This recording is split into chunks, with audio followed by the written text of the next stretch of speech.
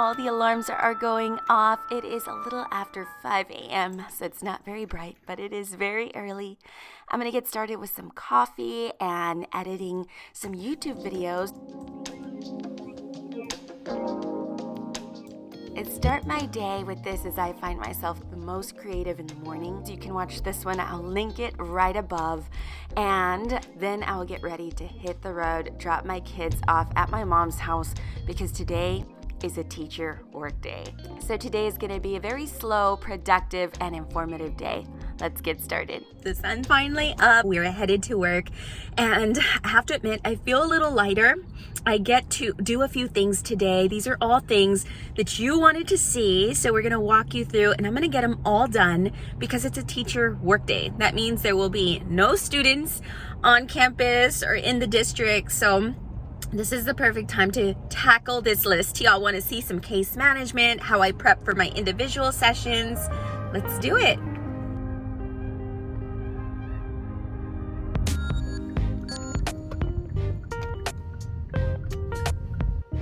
So we are doing a mobile food bank today. You can see the line of cars that has started up, and then soon this parking lot will transform. You can see the tables out here. We're waiting on the food truck from the San Antonio Food Bank.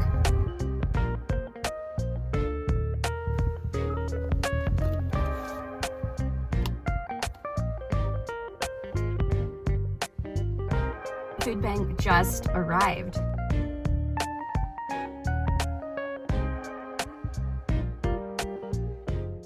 All right, it is time to grab my stuff and head across the parking lot to our food bank. Let me show you what I wear and what I take along with me. So it is cold and sunny at the same time. I'm going to take my puffy vest, which keeps me just warm enough, some comfy shoes. I'm loving these platform Vans. I also have my sunglasses, and this is my secret weapon. This is a hotspot. So I will not be distributing food itself, but I will be signing in parents. I'll show you how that looks in just a bit. So my badge is very important that people, the parents and community coming by, know who I am. We got our coffee and I'm ready to head on over.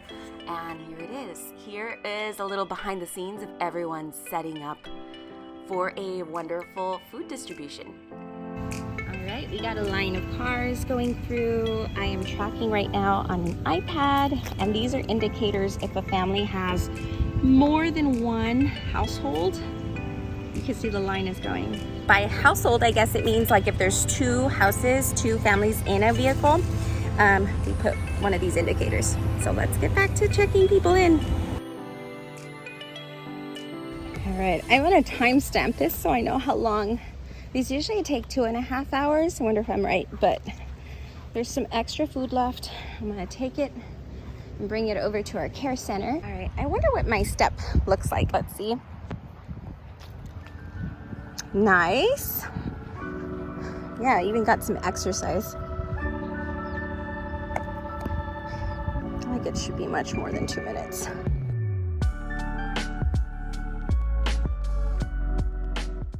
We're very lucky to have this partnership with the food bank. There's training and things we have to go through, food handlers licenses, things like that. But I mean, the benefit of having them come right into your community. They also dropped off and left these boxes, and these are just great to have on hand when families come in with immediate need.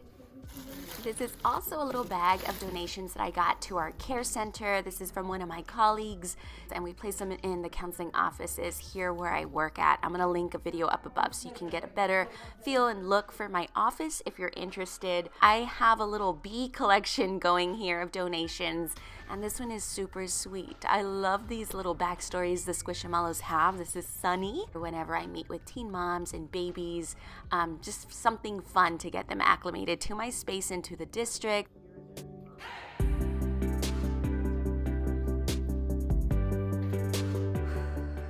All right, let's chat about lunch and everyday self-care at work, which for me is a lunch. It's giving your body the energy it needs to keep going, and that can be as simple as split pea soup, that's my comfort food, and water.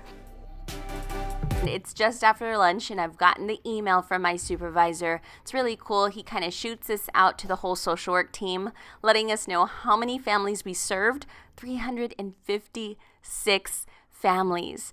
If you're watching this and you're new to Social Work Scrapbook, I want to take some time to remind you that this is my highlight reel. School social work is definitely a very tough population to work in, and what keeps me going for over a decade already is the fact that I have a bunch of keepsakes. These are the notes and mementos, gifts that I've gotten from students and colleagues, even my own family. I'm going to share some of my favorite pieces in just a bit. I've even received beautiful creations from this social work community that follows me at Social Work Scrapbook. So thank you so much. All of this truly keeps me going.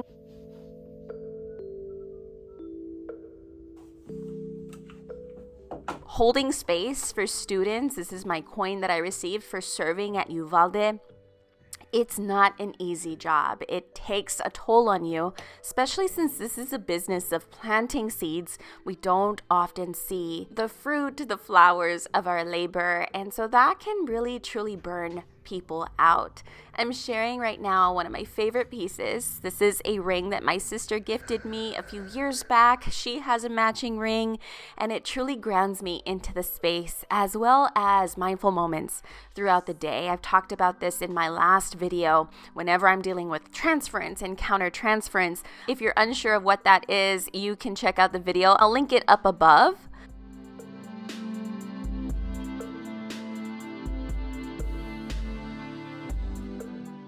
This little painting, the ladybug painting, is a painting my husband drew when he was in second grade. It really helps me to keep my why at the center of everything. I do this for all the students that may be slipping through the cracks. And this is some art from some of my favorite clients.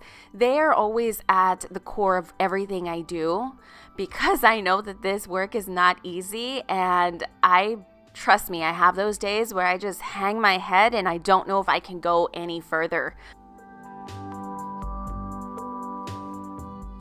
And if you're still in the process of building up your keepsakes, your memories, I know how it is to be brand new into this field. I want to help you build a self-care drawer right now, right here. Realize this is a mess, guys, but I am cleaning out my drawers on the staff workday. So let me show you what's in it while I have it all out. One, I love to have books, fun reads. This is a fun one I picked up from the library.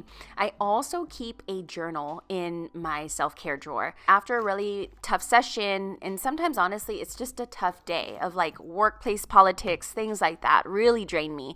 I do need to get it out on paper, and this has helped me to leave work at work. So if you're having trouble with that, I recommend journaling.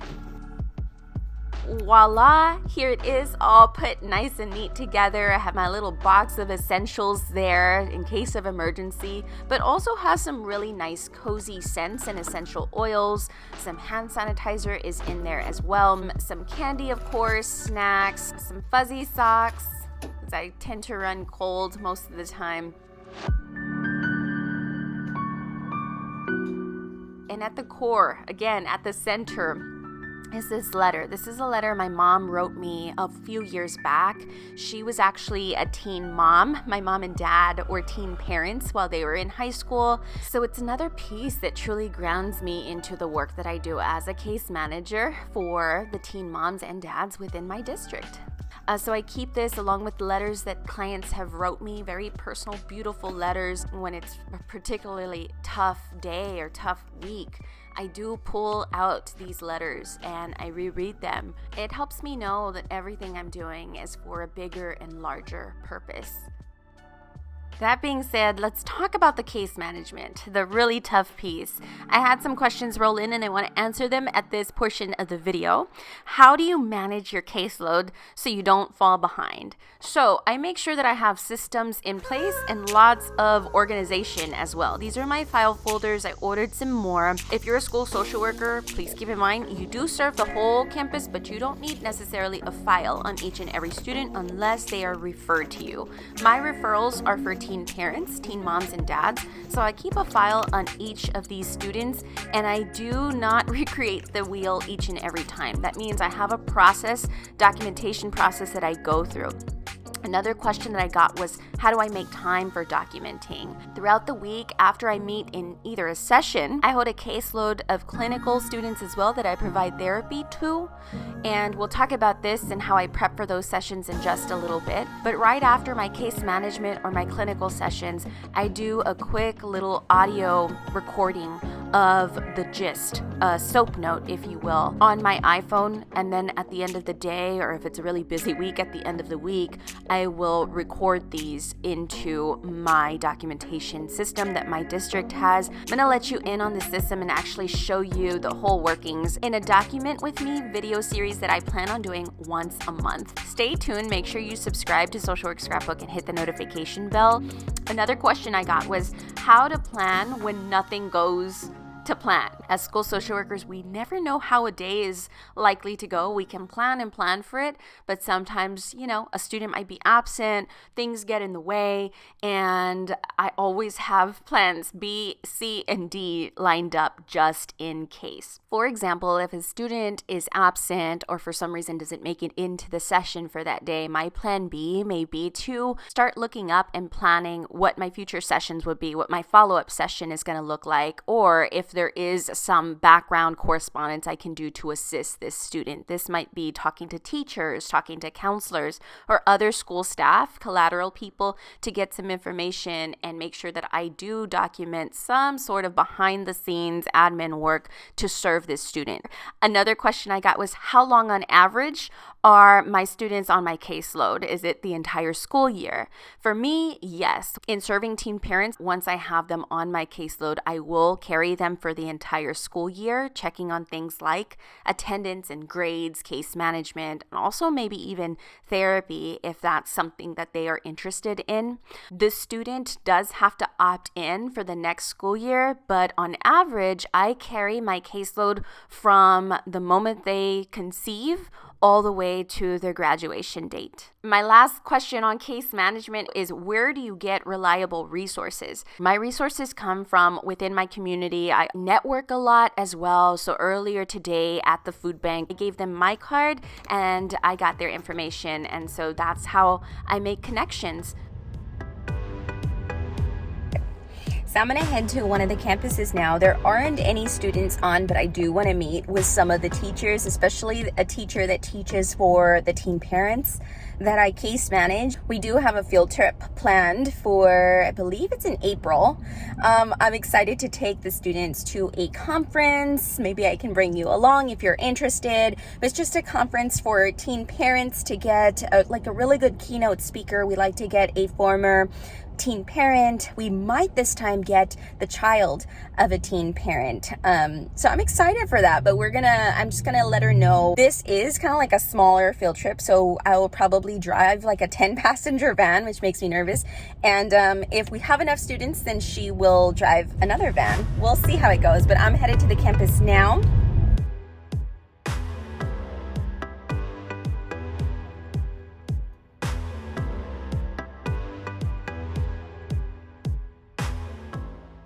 And the last part of my day that y'all wanted to see was prepping and preparing for individual sessions or group sessions.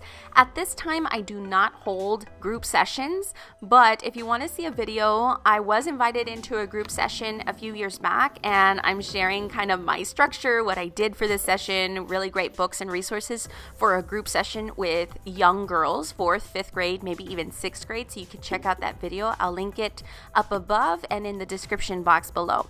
But as far as preparing for my individual sessions, I like to have different activities on hand just to bring up on the fly. So if my student is going through a lot of anxiety, which I am seeing a lot this year in particular, actually in the past few years, I use this calming jar. This works for all ages. When it's a really tough week, we shake this jar up, and I'll let the student just shake it as hard as they possibly can, and then we'll watch it as the glitter slowly starts to settle, and we start seeing that as we breathe, everything can calm down. The glitter, as you can see, is not gone entirely. It's still there, but it's calmed down, and it's now at the bottom of the jar where we can see through the other side. You can use different language to ensure that students are understanding this core concept, which is if we use our coping skills and put them into practice, we can get through just about any week. I am so tired. I'm exhausted. Typically, I'll listen to music on the car. It's another great form of self-care. I have different playlists for different moods. I'm one of those people. And recently, I've been playing this playlist over here. I'm kind of trying to disconnect in a bit. I'm about to pick up my kids from my mom's house, and my middle schooler has basketball practice, so I have to bring them back over here. It's nice to have my kids real close throughout the school day, but then it also puts a lot of strain on me to do a lot of the pickups, a lot of the drop-offs, a lot of the early release types of things. But school social work lends me that flexibility to do that. I really enjoy this. Balancing all the things is definitely tough, but I've found a way to do that, and I share a lot of my marriage, family, travel, real self-care, right? Doing it throughout the workday, like I showed you, is possible, but it's hard. I didn't get to show you, but I love to take walks during the day. I have a nice little area to walk at my office, and that really helps me. But the real self-care, the fun stuff with family and travel, which is how I fill my cup up, is going to be over at my family YouTube channel that I started with my husband. It's a fun little mix of vlogs and other. I think we want to do some marriage advice, because I did a little poll on my Instagram account, and over on that poll, you let me know that you were interested in seeing some marriage and relationship advice, which I love answering. I just love giving insights into what I know. And I married my high school sweetheart. We met actually in middle school. He is in the military. I was going to say Army, but former Army. Now he's in the Air Force. And, I'll just link the video so you can check it out. I'm headed back now to my childhood home, and I know it was dark when I was coming before, but I just want to show a little bit of where I'm from. This is my barrio, West Side, San Antonio, and I am so proud to be a first generation college student. And I went to Edgewood ISD. It's not the highest performing district. I would honestly say probably one of the most at-risk districts in my city. But I made top 10%, actually number 3 in my class. I got a scholarship to go to the University of Texas. I actually taught there as an adjunct professor. It's just, I'm so proud to be where I'm from. And I owe a lot to we all owe a lot to what made us who we are. And this is part of my self-care too. I just thought I'd share that. If you want to watch and stay tuned to more vlogs, see a little bit of my home life, be sure to subscribe to The Goody Life. I will put the little link here. Until next time, I'm wishing you social work success. Bye, guys.